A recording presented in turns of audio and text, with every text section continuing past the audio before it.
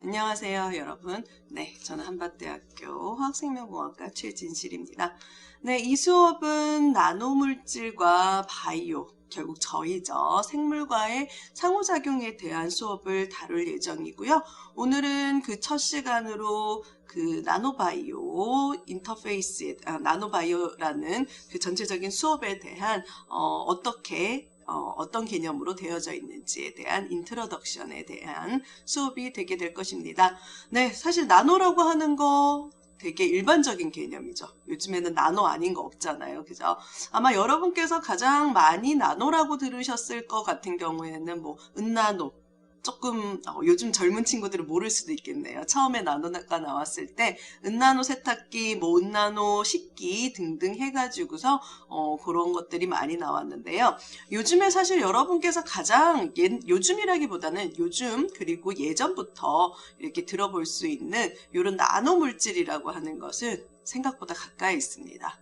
네, 미세먼지인데요. 이 미세먼지라고 하는 거 봄만 되면 난리죠. 그리고 겨울에도 마찬가지입니다. 날씨가 조금만 따뜻해졌다고 생각이 들면은 미세먼지가 와서 마스크를 벗을 새가 없죠. 그래서 이 미세먼지라고 하는 것은 말 그대로 아주 작은 물질입니다. 아주 작은 물질이고요. 그래서 이 미세먼지가 공기 중에 떠다니기 시작하면 여기 그림에 보시는 것처럼 네, 아마 서울인 것 같죠? 그죠? 서울에 이렇게 저기 서울타워인가요? 오래가 간지 오래돼서. 어쨌든 저 타워도 뿌옇게 보이고 잘 안 보이게 되죠.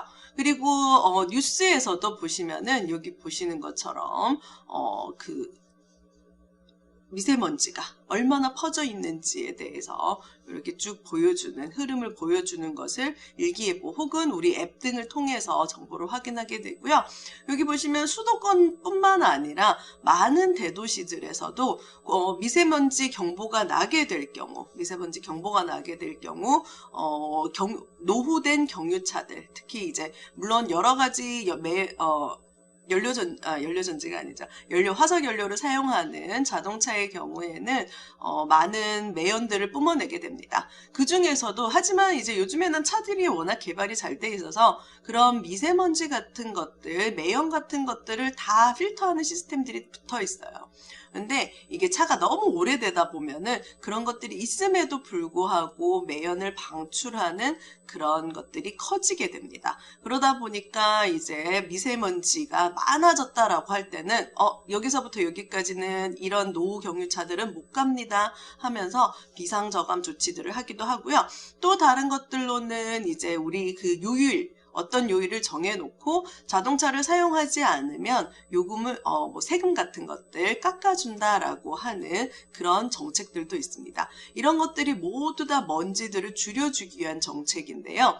근데 그리고 그런 이유들은 여기에 보시면은 뭐 환경부에서 이런 효과들도 하고 있고요. 이런 것들이 결론적으로는 우리 몸에 영향을 끼치기 때문입니다. 그래서 여기 보시면은 여기 선생님께서 의사 선생님인 것 같은데요. 의사 선생님께서 이제 보고했었을 때 이런 이제 미세먼지랑 초미세먼지 두 가지가 있잖아요. 그것들을 이제 말을 할 때 보면은 뭐 PM10 PM5 뭐 이런 식으로 얘기를 하게 됩니다. 그래서 PM10 같은 경우에는 이제 그냥 미세먼지고 PM5 같은 경우에는 초미세먼지다라고 얘기를 하게 되는데요. 이런 먼지들이 우리 몸 안으로 들어갔었을 때 결국은 영향을 끼치게 되는데 그 영향 중에 하나가 우리 뇌에도 영향을 끼친다는 거예요. 그러면은 이렇게 영향을 끼치게 되면서 결론적으로는 뭐 이제 우울증도 문제가 될 수도 있고요. 아니면은 뭐 치매라거나 뇌 관련되는 여러 가지 문제들을 끼칠 수 있겠죠. 그리고 또 이런 미세먼지 때문에 우리가 예를 들어서 요즘 100세 시대라고 합니다. 그런데 이런 수명을 줄여주는 그런 요인들이 되기도 해요. 그래서 우리 마스크 많이 쓰고 다니죠. 그렇게 되는데요. 그래서 여기서 보시면 제가 앞에서 PM 뭐라고 얘기를 했네요. PM 2.5였는데 네, 그래서 이제 미세먼지라고 하는 것은 우리가 이제 일단은 보시면은 크기의 문제입니다. 작은 거죠. 아주 작은 먼지예요. 그래서 PM10이라고 하는 것은 여기 보시는 것처럼 10 마이크로미터입니다. 여러분께서 단위가 익숙하실지 모르겠지만은 우리 보통 1cm가 한 요 정도 되죠. 한 1cm가 요 정도 되는 건데 그 크기보다 더 작은 게 뭐예요? 거의 손에 붙어 있을 만큼 되는 것이 밀리미터입니다. 그죠? 밀리미터가 되고요. 그리고 이제 그거보다 더 작은 거, 이제 밀리미터가 보통은 10의 마이너스 3승이라고 얘기하죠. 그리고 그것보다 1000분의 1 정도 작은 게 마이크로미터입니다. 마이크로미터가 되고, 이 마이크로미터의 크기 중에서 이제 10마이크로미터, 10마이크로미터 우리 이렇게 했었을 때 여기 봐도 있나? 하는 정도. 그죠? 우리 눈에 먼지 이렇게 날아다니는 거 보이잖아요. 그것도 되게 작죠. 그런데 그게 여기 보시면 요만큼 했었을 때도 있나 없나 이렇게 보잖아요. 그죠? 그런데 10마이크로미터면 정말 작은 크기입니다. 하지만 얘네들이 물질, 돌덩이라거나 뭔가 먼지임에는 분명한 거죠. 그런데 이런 먼지 10마이크로 미만 정도 되는 크기를 가지는 물질을 PM10이라고 합니다. 그 다음에 아까 제가 잘못 말씀드렸던 PM5라고 하는 거, PM5라고 하는 거는 PM2.5라고 하는 요 물질은 앞에서 PM10과 같이 이제 마이크로미터의 크기고 2.5 마이크로미터 더 작죠. 그래서 PM10이 있으면 PM10의 숫자를 가지고 하면은 이제 그 미세먼지 농도라고 얘기하고요. PM2.5 가지고 얘기하면은 초미세먼지죠. 그래서 초미세먼지로 해가지고 나오는데, 그래서 보시면은 일단은 PM10 일반적인 미세먼지의 전체적인 농도가 크게 되면 많아지면은 뿌얘집니다. 뿌얘지고요. 그 다음에 PM2.5 같은 경우에는 상대적으로 더 작다 보니까 봤었을 때 이렇게까지 막 확 뿌연 느낌은 없지만은 뭔가 좀 상대적으로 시야는 PM10보다는 조금 덜 방해를 하긴 하겠지만은 이거 같은 경우에도 이제 약간 뭔가 오늘 조금 먼지가 많은 것 같기도 하고 그런 날도 있죠. 그래서 어떤 날은 보면은 시야가 많이 이렇게 흐리지는 않지만 미세먼지 농도가 높다라고 경보가 나올 때가 보통 PM2.5의 농도가 높을 때가 됩니다. 그리고 TSP라고 하는 거는 Total Suspended Particles라고 해서 공기 중에 얼마만큼의 입자들이 있는지를 얘기하는 거고요. 이때는 사실 뭐 다양한 크기가 되는데 딱 10마이크로 이렇게 잘라서 너는 먼지다 이렇게 얘기하기는 그러니까 이제 전체적으로 한 50마이크로 미만, 50마이크로 이하의 입자들이 얼마만큼 있는지 이렇게 측정을 하기도 하는데요. 근데 요즘에는 이제 PM10을 기준으로 이렇게 우리가 보고를 하고 있습니다. 그래서 이런 미세먼지 같은 것들이 여기에 우리 몸에 영향을 끼치는 거는요. 우리 미세먼지 많을 때 어떻게 해요? 마스크 끼죠. 그죠?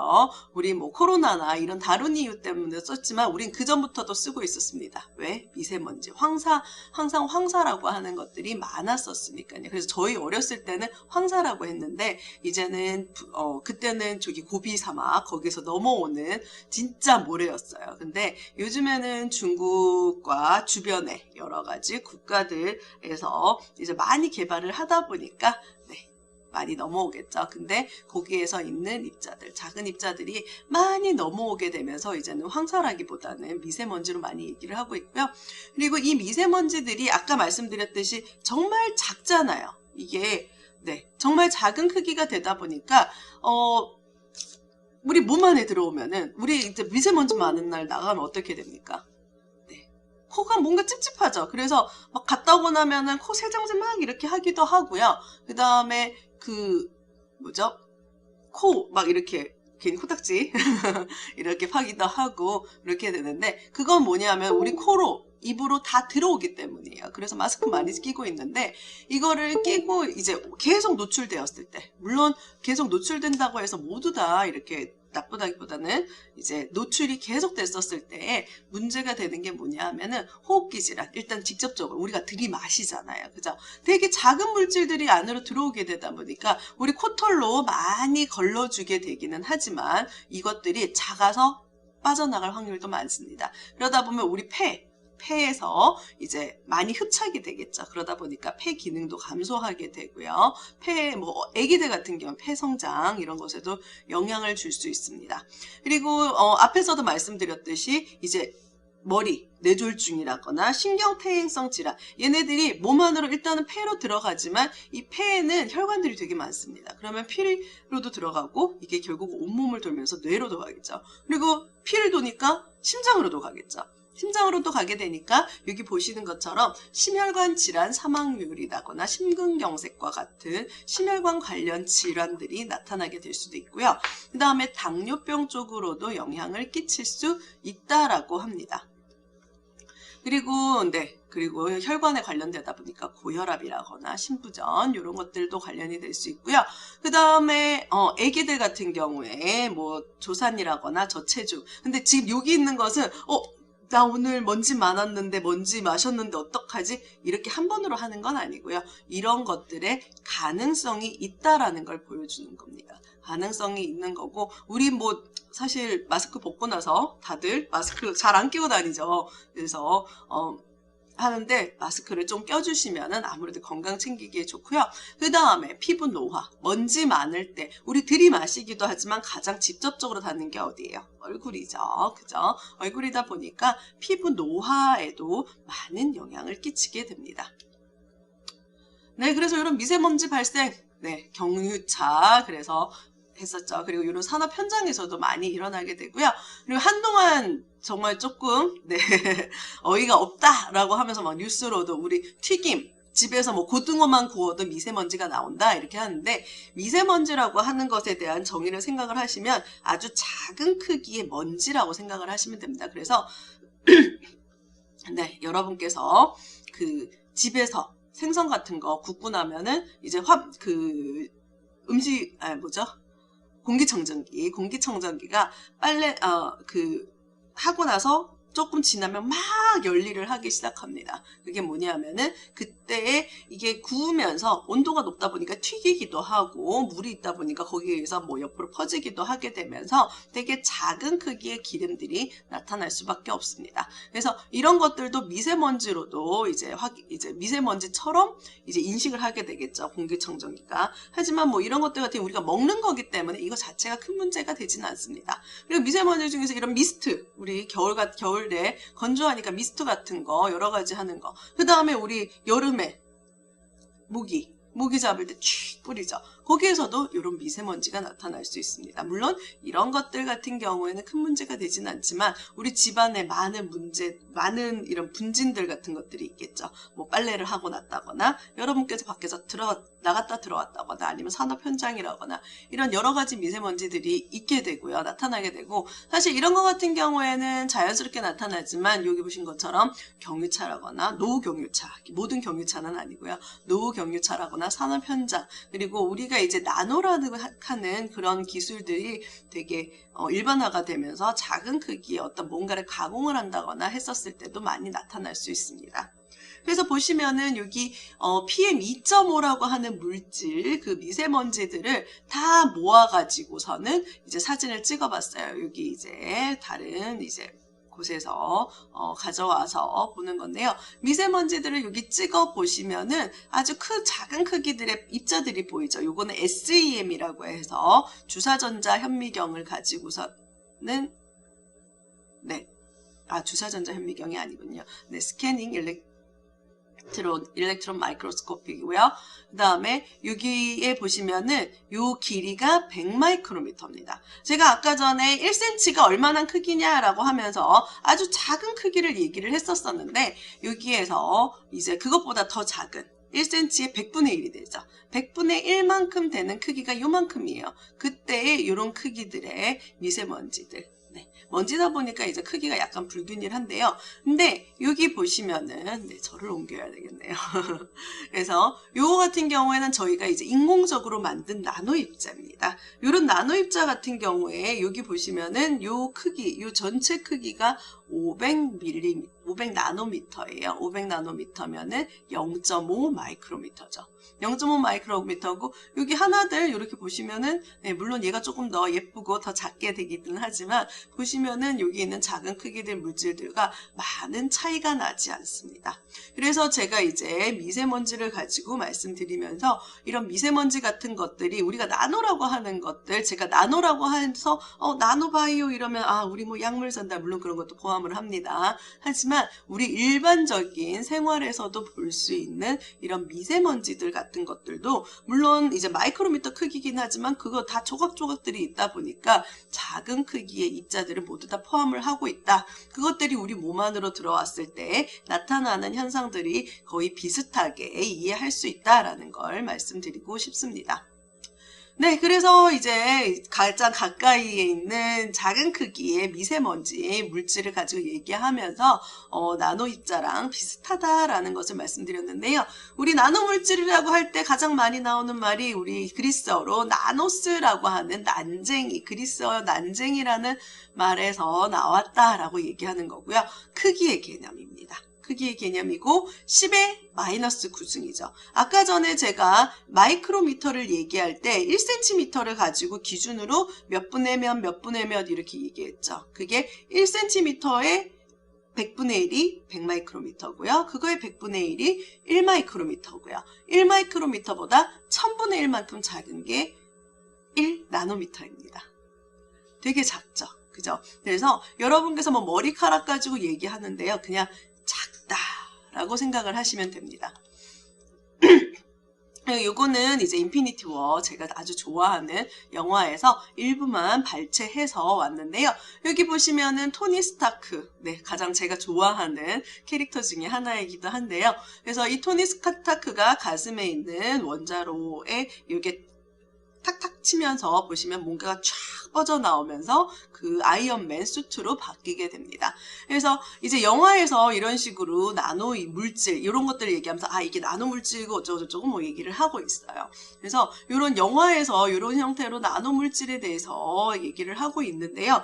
나노 물질이라는 게 참 저렇게까지 아마 미래에는 될 수 있을 거라고 생각이 되지만요. 실제로 나노 물질은 저렇게 너무 저런 것들은 많은 전자 기술과 여러 가지가 들어갈 것 같고요. 제가 말씀드릴 나노 물질이라고 하는 것은 약간 단순한 걸 말씀드릴 거예요. 그래서 나노 입자라고 하는 건 1나노미터고 10의 마이너스 9승이고요. 말씀드렸듯이 머리카락을 기준으로 했을 때 머리카락도 되게 얇잖아요. 그죠? 머리카락의 10만 분의 1 정도가 된다라고 했습니다. 그리고 보시면은 여기에 DNA 여기 진이죠. 진 같은 경우에도 여기 보시면은 수 마이크로미터 크기고요. 그 다음에 여기 보시면은 세포 같은 경우에도 한 10마이크로미터, 수십 마이크로미터 크기가 됩니다. 그리고 원자 간의 결합, 보통 우리가 탄소, CC본드의 길이를 0.2 옹스트롱 정도라고 얘기하는데요. 그러니까 탄소 하나의 크기가 0.2 정도가 되겠죠. 0.2 옹스트롱이고 그게 0.2 나노미터가 됩니다. 그 얘기는 뭐냐면은 탄소 먼저 쭉 5개를 세워놓으면 일렬로 세워놓으면 그게 1나노미터예요. 그게 50개를 세우면 10나노미터가 됩니다. 얼마나 작은지 알겠어요, 여러분? 그래서 나노미터라고 하는 것은 사실 단순하게 생각하면은 크기의 개념입니다. 크기의 개념인데 요 크기인데 보통 나노물질이라고 할 때는 1나노에서 한 100나노 정도 혹은 뭐 마이크로, 서브 마이크로까지 포함을 하기는 하는데요. 보통 1에서 100나노미터의 크기의 물질을 얘기하고요. 요 크기는 사실 벌크에 비해서는 아주 작은 물질입니다. 그리고 원자 수백 개 혹은 수천 개로 이루어지는 크기가 돼요. 그리고 요 크기들은 우리 바이오와 바이오에서의 상호작용을 가지고 얘기하고자 하니까 사실 염색체보다 훨씬 더 작고요. DNA의 요 이제 그 헬릭스 구조, 알파 헬릭스 구조가 아마 제 기억으로는 10개가 모였을 때 2나노미터의 크기를 가진다라고 이야기했던 걸로 기억을 하고 있습니다.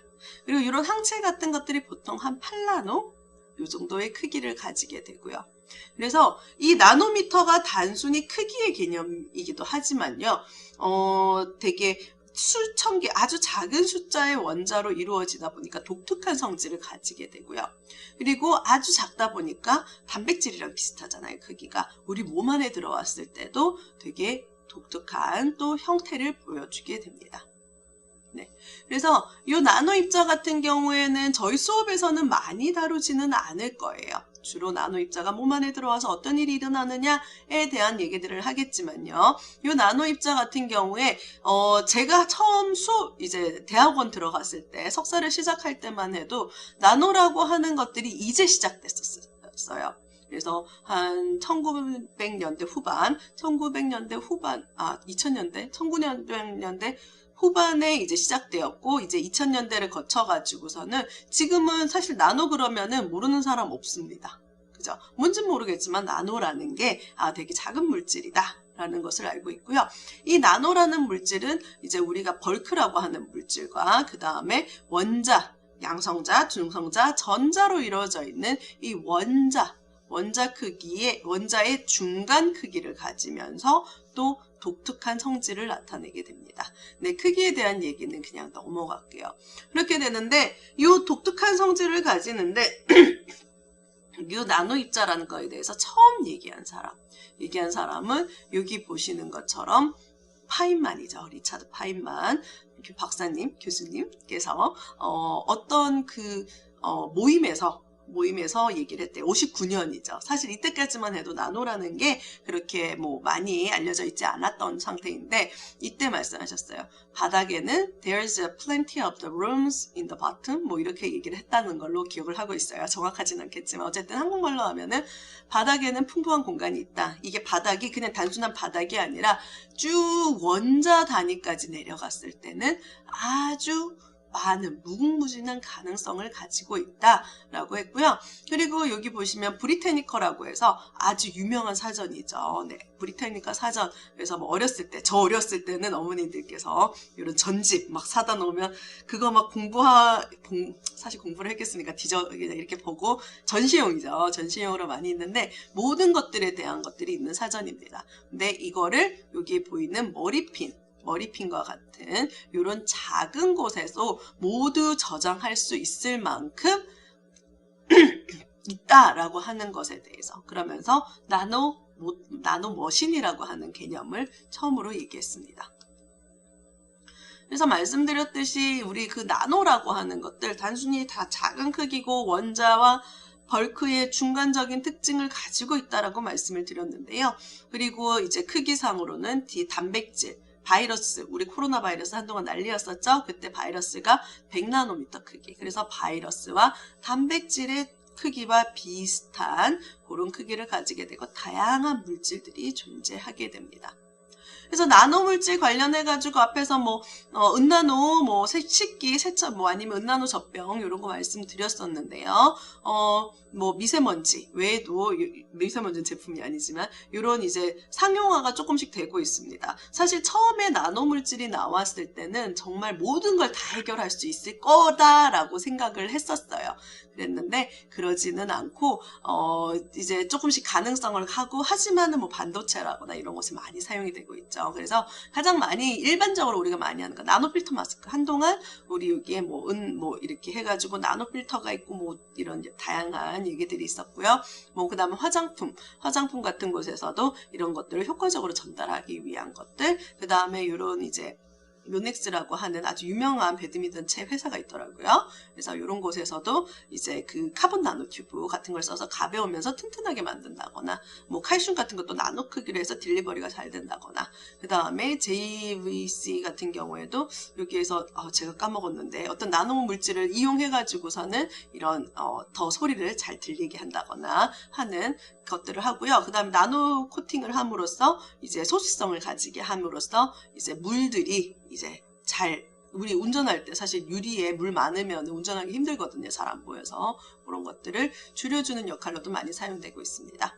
그리고 조금 첨단으로 더 들어가면요. 상용화되어져 있는 건 삼성에서 그 퀀텀 QHD라고 해가지고서는 이런 이제 TV 아주 선명한 컬러가 보이는데 여기에 들어가는 Q가 퀀텀 닷이라고 하는 나노 크기의 입자입니다. 그래서 이런 것들이 되고요. 그 외에 다양한 전지라거나 그 다음에 또 많이 사용되는 것 중에 하나가 그 태양광 사용하는 거, 그 다음에 퓨어셀이라거나 여러 가지들의 조금씩 사용이 되고 상용화가 되고 있습니다. 네, 그래서 그리고 또 뭐 나노 입자 관련되는 제품들 이렇게 쭉 보시면은 바이오 쪽에 센서 쪽에서도 많이 사용이 될 수 있는데요. 요거는 아직 연구 단계입니다. 연구 단계고요. 여기 보시는 것처럼 뭐 글루코즈 바이오 센서가 있는데요. 요 글루코즈 바이오 센서에서 보시면은 이런 나노 바이오 센서에서 골드가 이런 전자를 잘 죄송합니다. 전달시킬 수 있다라는 것을 이용해가지고 골드 같은 것들 많이 쓰고요. 그 다음에 또 우리가 가장 많이 쓰는 센서에 많이 쓰는 것 중에 하나가 임신진단기죠. 그죠? 임신진단기 같이 빨간색으로 보여주는 그 색깔이 골드 나노 입자의 색깔입니다. 그리고 여기 보시는 것처럼 이런 다양한 센서들이 이제는 나노 기술과 함께 웨어러블 디바이스로 해가지고 지금 사실 저희가 웨어러블 디바이스를 하고는 있죠. 뭐가 있어요? 워치. 애플워치라거나 갤럭시 워치 같은 그런 것들을 몸에 참으로써 우리 심장박동도 보고 뭐 운동 어떻게 했는지 뭐 그 다음에 뭐 체질방이 어떻게 되는지 그런 것들 보잖아요. 그죠? 그런 것들을 좀 더 몸에 부착을 시킴으로써 이렇게 정보를 얻을 수 있는 이런 것들이 상용화는 되어져 있지 않지만 이제 많이 개발이 되고 있고요. 말씀드렸듯이 가장 많이 사용되고 있는 바이오 센서 중에서는 이런 임신 진단기입니다. 이런 임신 진단기는 어떻게 되냐 하면요. T와 C가 있습니다. 요거는 코로나 키트랑도 동일한 원리가 되는데요. T, 그래서 2줄 나오느냐, 1줄 나오느냐, 그거 가지고 얘기를 많이 하죠. 그래서 T는 일단은 우리가 우리가 원하는 어떤 단백질이라거나 그런 타겟 물질이 있으면 얘가 양쪽으로 샌드위치처럼 이렇게 잡아주게 됩니다. 잡아줘서 여기에 딱 이제 골드 나노 입자가 여기에 멈추게 되고요. 그 다음에 여기 C라고 하는 거는 보시는 것처럼 골드 나노 입자의 그 우리가 검침하고자 하는 이런 단백질이라거나 타겟 물질을 인식하는 항체들이 있을 거 아니에요. 이 항체 자체를 잡는 겁니다. 그래서 아무것도 없을 때는 일단 이제 뭐 소변이라거나 뭔가 이렇게 뭐 침이라거나 그런 것들을 쭉 점액이라거나 하는 것들이 쭉 이제 만나서 반응해서 쭉 가면 금입자가 쭉 이동을 하게 됩니다. 이동을 하게 되는데 우리가 검침하고자 하는 물질이 없다라면은 여기에 이제 이렇게 아무 색깔이 없게 되고요. 왜냐하면은 여기에 샌드위치를 할 수가 없으니까요. 요 항체와 요거는 각각 상관관계가 없습니다. 그런데 C에서는 이 항체가 제대로 붙어 있다면 여기 가서 붙어야 되겠죠. 그래서 한 줄이 보이는 겁니다. 그런데 어떤 단백질이 있으면 C가 보이고 그 다음에 T에서도 그 항체에 의해서 이제 항원에 의해서 잡히게 되면서 2줄이 보이게 되는 거고요. 만약에 C가 보이지 않는다. 그러면 그거는 키트 자체가 잘못된 경우가 많습니다. 네, 그래서 한 줄이냐 2줄이냐가 이렇게 나오고 이때 나오는 빨간색이 금나노 입자다 라고 생각하시면 되고요. 그래서 그러면 우리 코로나 키트 다 모아가지고 금을 뽑아내면 노다지다 라고 생각할 수도 있겠지만요. 그러기엔 너무나도 적은 양이 사용이 되고 있습니다. 그러지 마세요. 그리고 또 나노 입자 관련해가지고 사용되는 물질들 중에 하나가 대표적인 게 여기 있죠. 여기는 없네요. 우리 그 코로나 백신들인데요. 백신 외에도 그 전에 이제 항암제로서 이런 독실이라거나 아브락사인이라고 하는 나노 입자에다가 약물이 포함되어져 있는 이런 물질들이 있고요. 그 다음에 여기 보시는 것처럼 페리덱스라고 하는 MRI 조형제. 지금은 사실 MRI 조형제로 사용되지 않지만 산화철 나노 입자가 사용이 되고 있습니다. 그 외에도 여기 보시는 다양한 종류의 그 나노 입자 기반의 FDA의 승인을 받은 그런 물질들이 있으니까 여러분께서 참고로 보시면 될 것 같습니다. 그리고 나노 입자 관련해서 말씀드렸듯이 우리 코로나 때 백신 맞았는데요. 이 백신 역시 리포좀 안에 RNA를 넣어가지고 딜리버리해요. 왜냐하면 RNA 같은 것들은 우리 혈액 안에 막 돌아다니면 안 되는 것들이거든요. 그러다 보니까 우리 혈액에서는 우리 몸은 정말 똑똑합니다, 여러분. 저랑 수업을 듣다 보면 와, 우리 몸이 진짜 똑똑하구나 라는 생각이 들 건데요. 우리 몸에서는 다 있으면 안 되는 곳에 있으면은 안 될 곳에 뭔가가 있으면 그걸 다 제거를 합니다. 제거를 하고 코렉션하는 과정들이 있는데 DNA, RNA 이런 것들은 세포 안에서만 움직여야 돼요. 그러다 보니까 우리 혈액에서는 DNA나 RNA를 끊어주는 그런 물질들이 효소들이 존재하게 되고요. 그래서 그냥 RNA를 넣으면 그냥 분해가 돼요. 비싼 RNA를 그냥 아프기만 하고 아무 효과가 없어지죠. 그래서 요거를 리포좀이라고 하는 것으로 이렇게 막아가지고서는 분해를 못하도록 해서 딜리버리 해주는 그런 것들이고요.